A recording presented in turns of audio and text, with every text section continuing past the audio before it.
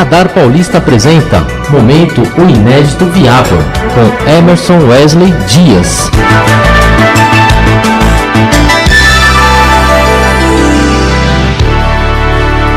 Tá conosco aqui o Emerson Wesley Dias, trazendo mais um quadro, Momento O Inédito Viável, pós-aniversário de São Paulo. Muito boa noite, obrigado pela presença, Emerson. Boa noite, Renato, boa noite a todos os ouvintes.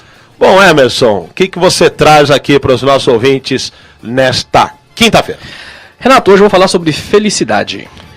Felicidade. Exatamente. Olha, antes até de você falar, viu, Emerson, até é uma coincidência muito grande. Hoje eu estava fazendo uma matéria e justamente, eu não sei o que você vai falar, eu comento na matéria sobre a questão do Butão, que tem lá um índice de felicidade. Ao invés do PIB, eles têm o tal de FIB, sim, que significa a felicidade. Então acho que é um gancho aí também para você falar sobre esse tema tão importante nos dias atuais. Sim, o FIB é o Felicidade Interna Bruta, né? Exatamente. Sabe que eu visitei o Butão. Sério? Sério, eu estive lá em 2012.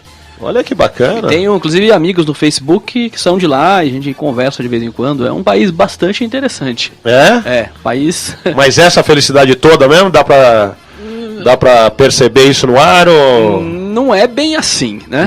Não? Não é bem assim. Busca-se, o governo lá, que é inclusive uma monarquia, eles estabeleceram isso como um objetivo. Então eles colocam lá questões ecológicas, questão em relação ao trabalho. Eles colocam uma muito interessante, que é assim, o trabalho é importante desde que ele não prejudique o sono, atividade de lazer, atividade esportiva, cultural. Então eles têm uma dosagem, eu acho interessante. Mas é um país pobre, é um país bastante pobre, não tem obviamente o nível de desigualdade que tem no Brasil. O pessoal é tudo na mesma média, Uhum. mais pobre. Mas tem muito pessoa com problema de alcoolismo, tem bastante. E é um país que está ali encravado entre China e entre o Nepal e a Índia. Então é uma região bastante montanhosa e tal. Uhum. Mas é um dos berços do budismo, enfim, tem questões aí religiosas e tal. É um país muito interessante, mas é um objetivo. Eu acho que é interessante que quando o governo coloca isso como objetivo para a sociedade é bacana. Mas ele não é assim essa coisa que o pessoal alardeia aí toda, né, como sendo... Você vê que a coincidência é tão grande que na verdade, as pessoas estão acompanhando aqui a gente falar, não foi nada combinado. Eu sabia que o Emerson ia indo pro Butão. Realmente a coincidência foi mais longe do que eu imaginava. Mas enfim, vamos falar da felicidade que você propõe aqui pra gente. Sim. Felicidade é uma coisa difícil de você definir e você até catalogar o que é felicidade, né? Mas a gente estuda, inclusive essa visita ao Butão foi um pouco também de querer estudar um pouco isso, né? Uhum. E a felicidade, ela na realidade, ela é classificada, né, como uma correlação muito de subjetividade. Uhum. Embora a pessoa diga assim, eu vou ser feliz se eu comprar uma casa, eu vou ser feliz se eu comprar um carro, eu vou ser feliz se eu arrumar um emprego X, na realidade isso são dosagens de uma felicidade muito pequena e instantânea, que dura muito pouco tempo. Por exemplo, né, se a pessoa estabelece para a vida dela que a felicidade é comprar uma casa de 500 metros de frente para o mar, e o que ela consegue na vida dela é comprar uma casa de 50 metros no interior, bem longe do mar, então ela sente que ela não teve tudo que a vida, que ela merecia na vida. Queria e tal. Por outro lado, se a pessoa estabelece como objetivo ter uma casa de 50 metros no interior, e ela consegue uma casa de 50 metros no interior, a sensação de felicidade é muito maior. Uhum. Então, tem uma questão aí de objetivos e alcançados, mas com expectativas muito subjetivas. Certo. E quando a gente estuda isso, do ponto de vista científico, né, uhum, a felicidade ela depende de fenômenos químicos, biológicos, né, circunstâncias e atitude. E o que seriam os fenômenos químicos? Ela depende praticamente de 3 hormônios aí que a gente tem: serotonina, dopamina e oxitocina. O que é a serotonina? Ela está presente no sono, no humor, né? Ela que faz a gente ter apetite. Uhum. Você sabe, por exemplo, que quem toma Prozac, ele toma isso para aumentar o nível de serotonina para poder sair da depressão. Então, quer dizer, mexe quimicamente no indivíduo para ele ter uma reação melhor. Tá. A dopamina, por exemplo, ela provoca, a ausência da dopamina ela provoca o mal de Parkinson, por exemplo. Uhum. Né? E quando ela está em bom nível, ela traz a sensação de recompensa. Quando você, por exemplo, descobre uma informação interessante, você tem aquela sensação de, puxa, que bacana, aquele insight, né? Isso é dopamina no seu organismo, né? Descobriu alguma coisa, a dopamina ela está presente. E por último, é a oxitocina, né? Que é o chamado hormônio do amor. Que ele reduz o cortisol, que é o hormônio do estresse. Que é chamado hormônio do amor, por quê? Porque quando você está perto de quem você gosta, você tem uma sensação de calmaria, prazer, de intensidade. Então ele se desperta isso.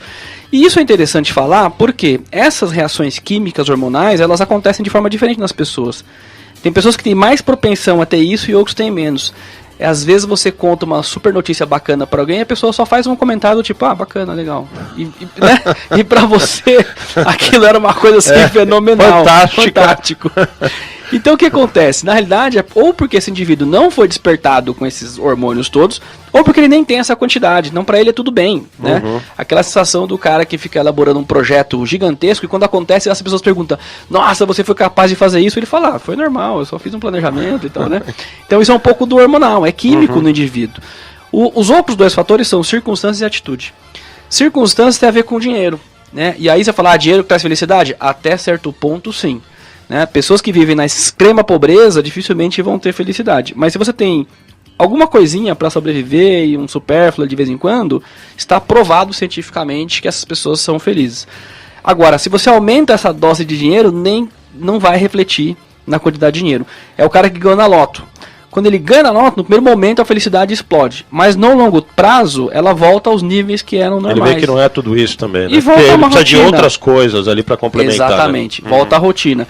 A mesma coisa é o estado civil, né? O cara é casado, o cara é solteiro, condição de saúde. Você pensa assim, o cara tem uma doença, ele é infeliz. Não, se é uma doença que ele consegue controlar ao longo da vida e faz parte da rotina, com o tempo também ele percebe que isso não afeta a felicidade dele, né? Aliás, tem gente que é feliz porque é doente, né? Tem aqueles que hipocondríacos. Sim, exatamente. E aí circunstâncias entra a questão de instrução, né? Um pouco de gênero, um pouco de religião. Então, são questões de circunstâncias.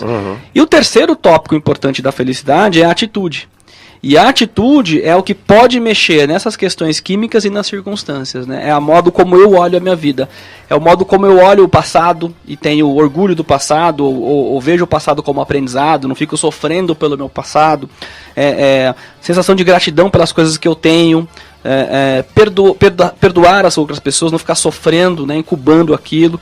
Definir objetivos, definir propósitos. Então, quer dizer, quando você mistura fenômenos químicos que você não controla, talvez por medicamento você possa até controlar, circunstâncias e atitude, e essa combinação bem trabalhada é o que, para a ciência, vai definir o seu nível de felicidade. Então, o que eu digo? A gente não pode olhar a questão aí de química e circunstâncias, porque isso tem muito a ver com o ambiente, né, com o que a vida nos ofereceu.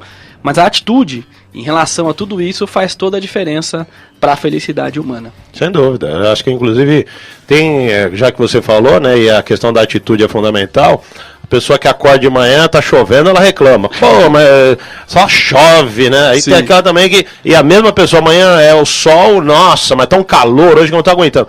Quer dizer, você também tem que olhar para coisa positiva também, porque senão... Sem dúvida. Se você não tiver uma atitude positiva perante a vida, a coisa não sai do lugar. Correto. Né? E que você tá falando é a circunstância. Tá chovendo, então eu tô triste. Quer dizer, a circunstância afeta a minha felicidade? Não pode. A circunstância não deveria afetar, porque ela vai acontecer independente do que você diga para ela, né? Sem dúvida. Até você me falou isso, você deu esse exemplo, me lembra do Sócrates, que ele tinha uma frase que era assim, né? Que a alegria da alma torna bela os dias em qualquer estação do ano.